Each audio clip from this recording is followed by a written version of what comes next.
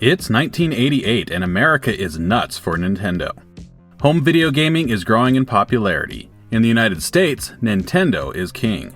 Ahead of Christmas, ABC's 2020 sent reporter John Stossel to look at what this Nintendo thing was all about. He stands in line with parents hoping to land a console and games for the Christmas holiday. I have to live with my kids for the rest of the year, so I have to have this on Christmas Day. The hottest games of the season? Mario 2 and The Adventure of Link. Stossel reported on a shortage of games at stores. You came 1,000 miles just for this game? Yes.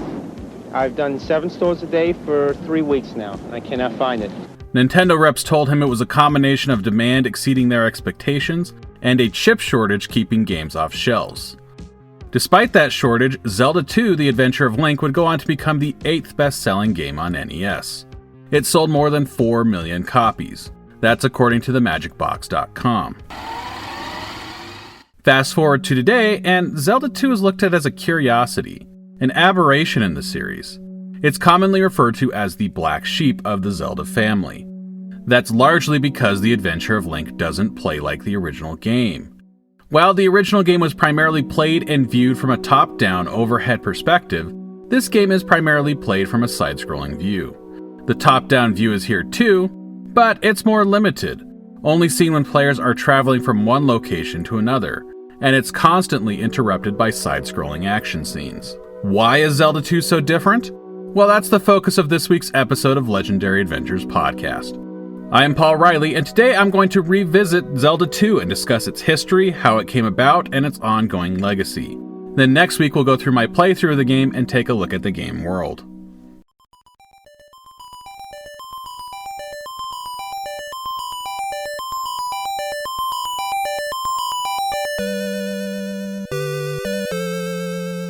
For now, let's rewind back to the beginning to answer the question of why The Adventure of Link is so different from its predecessor. In short, it's because co-creators Shigeru Miyamoto and Takashi Tezuka largely handed Zelda 2 over to an entirely new team. In an interview with Super Play magazine, Miyamoto said, "It was my idea, but the actual game was developed by another team. Different people to those who made the first game." Miyamoto remains a producer on the project. Tezuka is often claimed to be the writer, but I think there's reason to doubt that. Wikipedia cites the game's staff credits for its claim that Tezuka is the writer, but watching the end credits, I don't see Tezuka listed. He was generally credited under the pseudonym Tenten at the time. That name does not appear. Wikipedia also cites the German Club Nintendo magazine for that fact. I do not speak or read German, but I managed to find a copy of the article on archive.org with text that I could copy and paste. So I copy and pasted it into Google Translate. Here's what it says according to Google Translate. Takashi Tezuka, a great lover of fantasy novels such as Tolkien's Lord of the Rings, wrote the script for the first 2 games for the Zelda series. He came up with the idea of an unearthly power called Triforce, which supplies the fantasy land of Hyrule with magical energy. The Triforce symbolizes the 3 most important virtues of the Hylians: strength, courage, and wisdom, and is a coveted object of Ganondorf, a shady wizard who wants to expand his realm of darkness to include the land of Hyrule. Now, there is no quote in the article directly from Tezuka tying him to writing the second game. The article does clearly state that he wrote the first 2 games, but again, he's not in the credits for Zelda 2. A 2003 interview in Super Play magazine with Shigeru Miyamoto also brings up The Lord of the Rings, stating the writer of A Link to the Past and Link's Awakening, Kensuke Tanabe, was inspired by Tolkien. The interviewer also believed that he wrote the first game, but Miyamoto corrected them. Then, when asked what he and Tezuka's inspiration for the first game was, Miyamoto replied, "Books, movies, our own lives. Legend of Zelda was based on my childhood." The interview never touches on the story of the second game, and Miyamoto doesn't specify which books they drew inspiration from. So I suppose Tezuka could have been inspired by The Lord of the Rings, and I suppose he could have written the second game, but due to his lack of credit and the lack of any direct quote that ties him to writing the game, it makes me at least doubt it.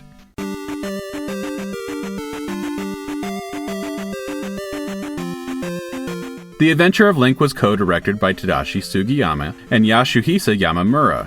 In a 2016 interview published on Nintendo's Japanese website, Sugiyama discussed how the development of the game began.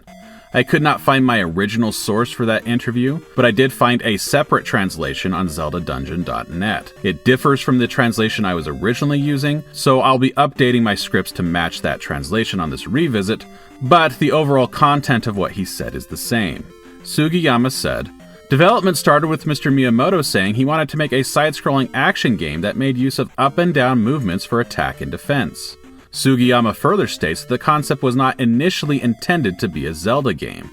He stated, "Rather than being a continuation of the series, it was started as a new sword and shield type action game. We were experimenting while producing the game, so we really didn't have the first game's systems in mind while developing it. Eventually the decision was made to make a sequel to Zelda." Sugiyama describes the development process as being a long one for the time, with about 10 people working on the game. Those early experiments explain why Zelda 2 is played from two perspectives.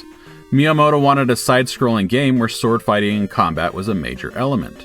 Sugiyama's experimentation led to a game where attacks and defense happen on two planes high and low. Players switch between the two by standing or ducking.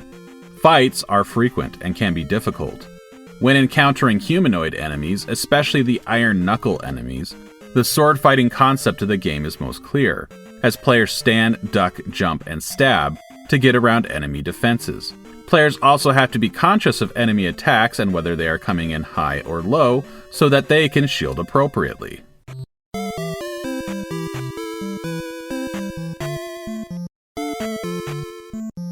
Zelda 2 leans harder into some RPG tropes compared to the first game, while simultaneously moving away from others. The overworld is an example of it leaning in. It is similar to RPG titles like Dragon Quest or Final Fantasy, where towns, caves, dungeons, and other locations are more or less represented by icons on the map screen. While exploring the overworld, enemy and fairy icons will also appear and move erratically around the screen.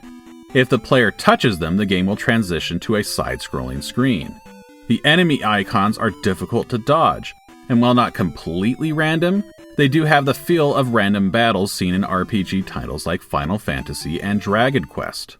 Sugiyama's memory about why some mechanics were adopted is fuzzy, but he said this about the mechanic.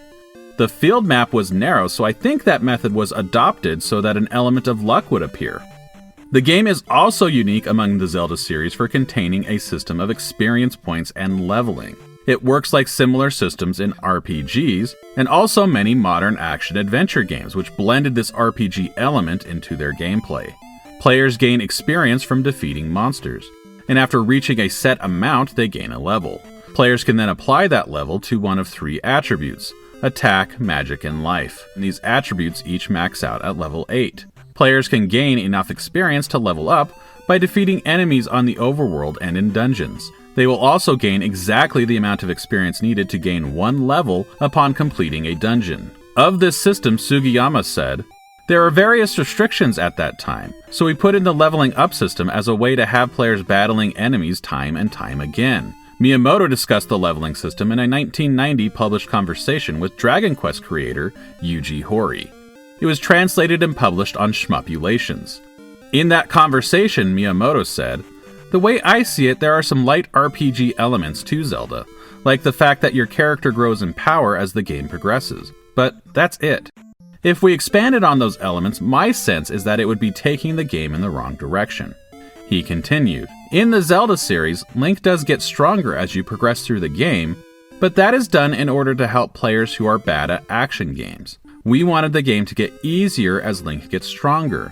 In particular, in Zelda 2 The Adventure of Link, you can increase your attack, magic, and life to level 8, but I actually wanted to make it go to level 16.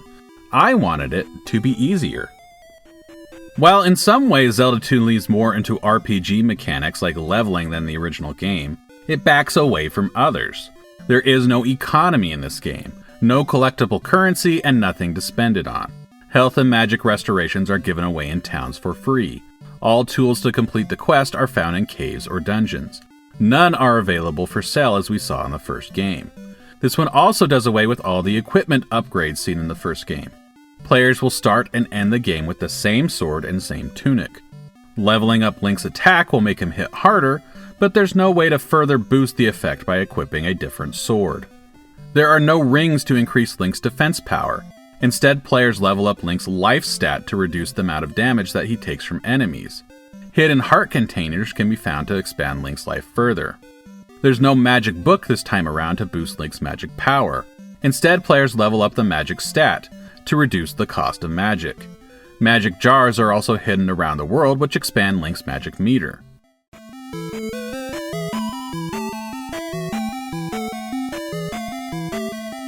Zelda II is notoriously difficult. The combat challenges are tough, the way forward is at times obscure, and on top of it all, the game leans hard into an arcade game trope by granting Link only 3 lives. Once those lives are lost, players receive a game over. Their experience points are reset, and they're sent back to the starting of the game. There are 6 Link dolls hidden throughout the game. These are like 1-ups found in Super Mario, and they increase Link's life count by 1. However, once the extra life is lost, it can never be gained again. The Link dolls do not regenerate. So if Miyamoto said that he wanted the game to be easier than it was, why did it end up being so difficult? Sugiyama admits that the high difficulty level was intended to pad out playtime, but he also attributes some of the difficulty to the testing and development process. He said, "Games didn't have a ton of content at the time, so in order to have them played for as long as possible, we felt like we couldn't make them easily clearable. We also did debugging, so we would play a game too much and the game would have a high difficulty that was interesting to us." For his part though, Sugiyama seems to understand the difficulty was too high for many players sharing this story. We received a call from a customer at the time. He said he couldn't beat the final boss. We talked with him and found out he was fully equipped, so we had to tell him he could only rely on his skill at that point. A pretty tough answer, right? The person seemed to be playing on behalf of a child. Sorry about that.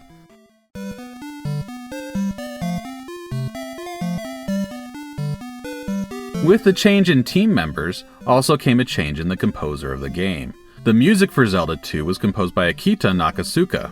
He largely did away with the music from the original game, though there were some references to the original. The main example I found is the overworld themes for both games. Here's the original game's overworld music.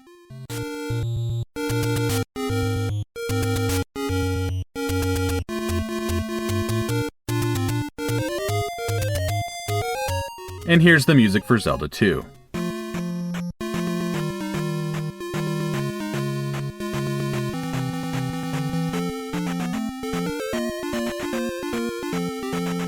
But on the whole, this is an entirely new soundtrack.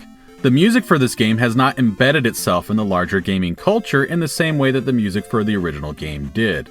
In the broader culture of gaming enthusiasts, the soundtrack's biggest claim to fame actually comes through the inclusion of the dungeon theme on the Super Smash Bros. Soundtrack.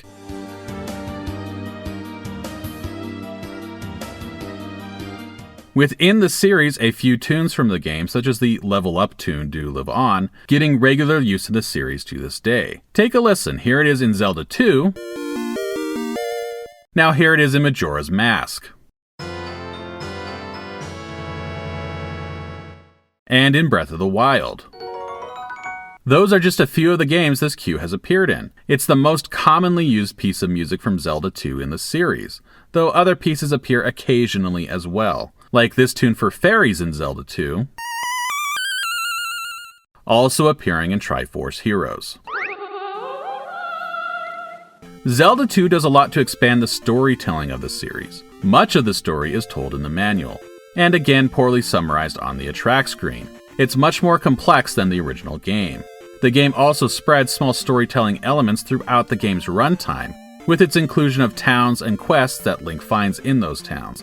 Here's a quick summary of the story as told in the manual. In the distant past, a king of Hyrule hid the Triforce of Courage, knowing his son and heir would not be responsible enough to wield all 3 pieces of the magical artifact. His daughter, Princess Zelda, knew the location of the hidden Triforce and how to obtain it. Her brother, seeking that information, teamed up with an evil wizard and threatened his sister. When she refused to tell the secret of the Triforce, the wizard cast a spell putting her into a magical sleep, and then died. The brother regretted his actions and declared all future princesses of Hyrule will be named Zelda. Generations later, after defeating Ganon in the first game, Link continues to serve the Princess Zelda of his time. When he turns 16, a symbol of 3 triangles appears on his hand. Impa explains that this means that Link is destined to find the Triforce of Courage and waken the ancient sleeping Princess Zelda. To do so, Link must travel to 6 palaces and place a crystal within the statue. This will allow him to enter a 7th palace to receive the Triforce. As Link sets off on his adventure, monstrous forces loyal to Ganon seek to kill Link so they can use his blood in a ceremony to revive their master. Again, players will find the story expounded on as they play the game, with characters in town offering hints to dungeons and providing additional quests and warnings. It's not a lot, especially by today's standards. I suspect some modern players will suggest the game has no story in comparison to recent games.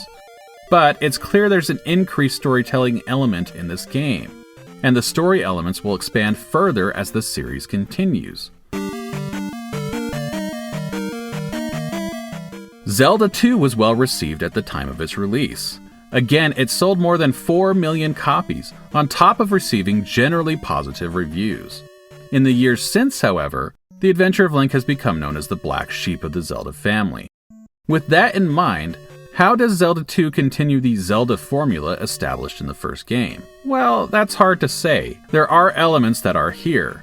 It's an action-adventure game where players must first venture through a variety of dungeons to complete the main quest, and it could be argued that Zelda 2 is an open-world title, with its interconnected world map that is presented as one location.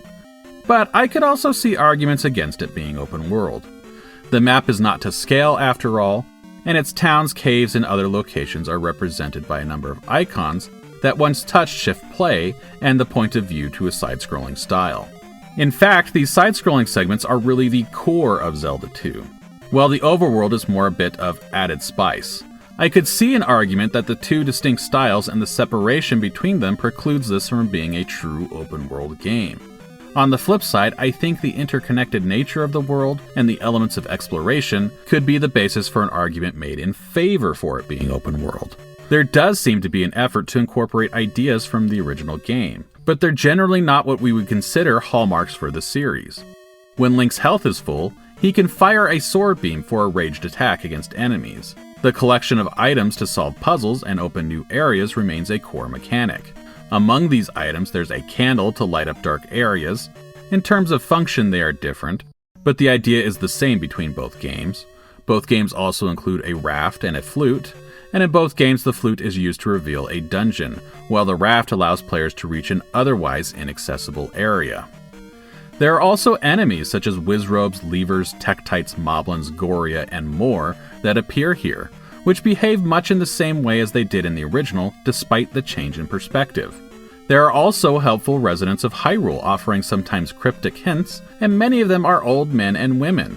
There are elements that will certainly remind players of the first game. Despite those similarities, Zelda 2 still feels quite a bit different from the original, and it really remains different from any other Zelda game in the series to date. Shigeru Miyamoto has singled out Zelda 2 as a game that he is disappointed in multiple times.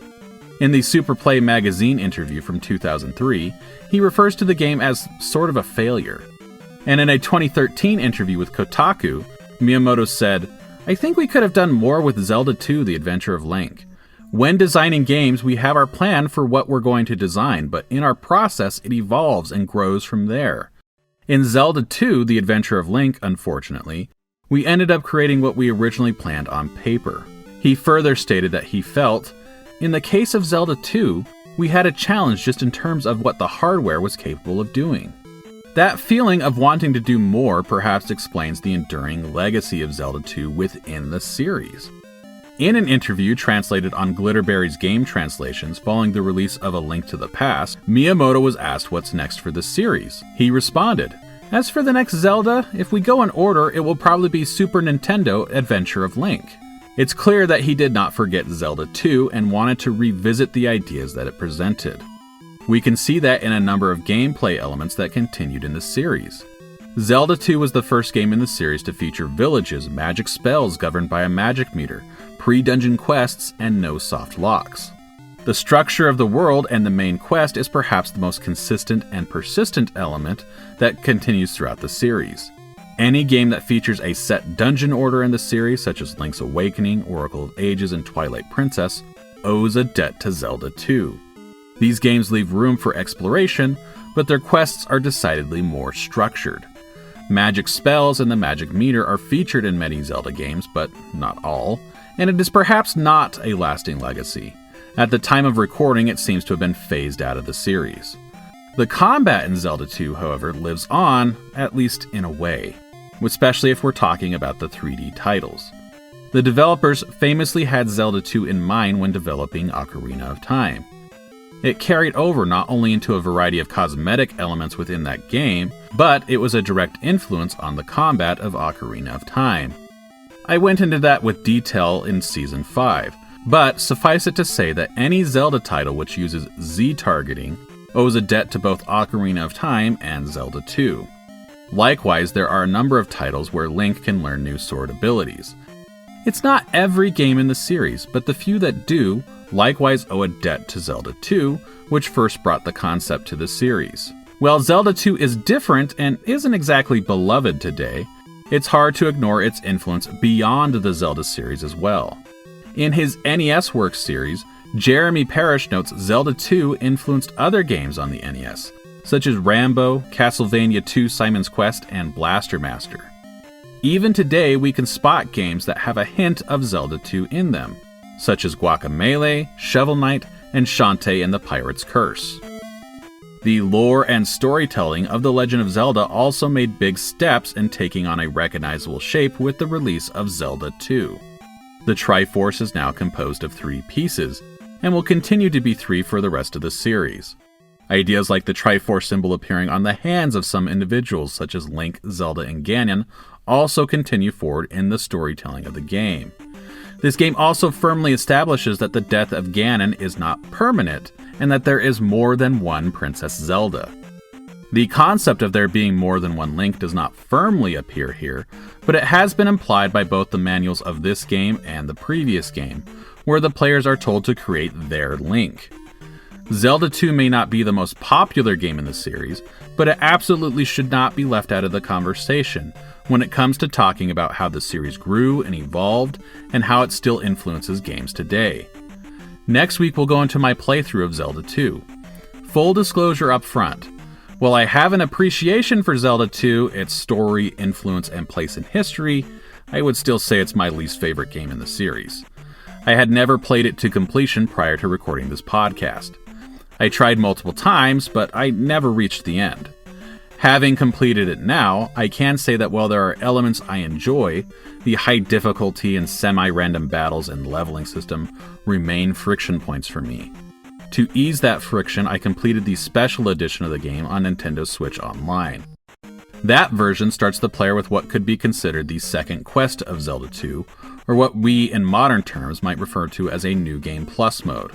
The player starts the game with a maximum level 8 for attack, life, and magic.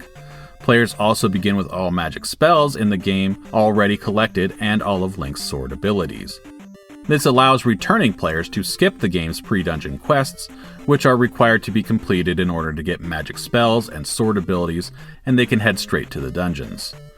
During my playthrough, I wanted the decreased difficulty that mode offered, but I also wanted to take on the pre-dungeon quests in order to experience the game as closely as I could to how it's intended to unfold.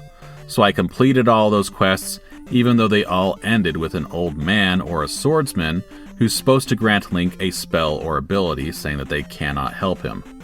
I also limited myself to not using magic spells before I would have acquired them in the base game. If you want to see how it went, tune in next week. If you haven't subscribed, please consider doing so. If you subscribed already, thank you. I really appreciate you. I am Paul Riley, and I will see you next week.